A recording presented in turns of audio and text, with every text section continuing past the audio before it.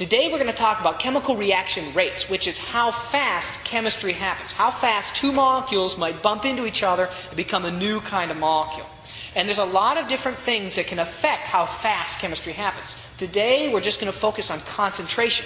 And to do that, we're going to use an old standby chemical demonstration called elephant toothpaste. What I have here is some hydrogen peroxide and some sodium iodide, which is kind of a salt kind of thing.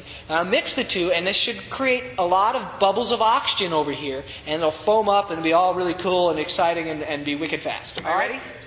Here goes nothing.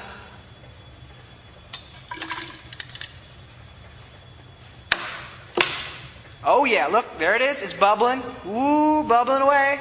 Now this is 3% hydrogen peroxide.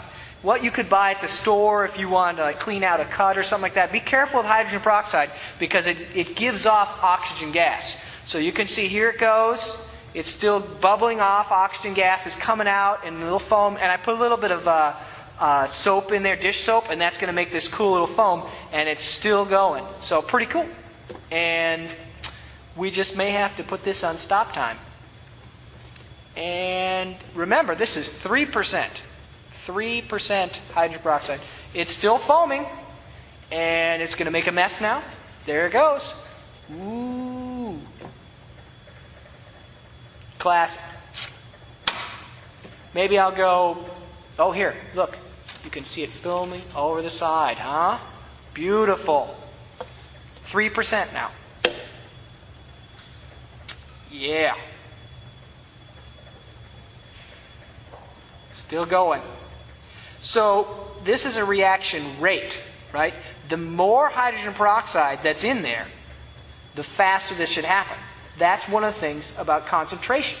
The more of a substance, the more concentrated a substance, not just how much it is, but more concentrated, the more likelihood that two molecules will collide and then have a reaction happen. So in this case, the salt and the hydrogen peroxide molecules will collide, and then you get a reaction happen. And the more likely they are to collide, the faster the reaction will happen. And since we have less concentrated hydrogen peroxide in here right now, it doesn't happen very fast.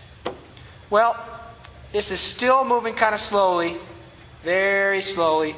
So we're going to clean this up, and let's try it with 30% hydrogen peroxide. 30% hydrogen peroxide is much more concentrated, so it shall happen faster. There it is. Nice and fast. Look at how fast it's happening.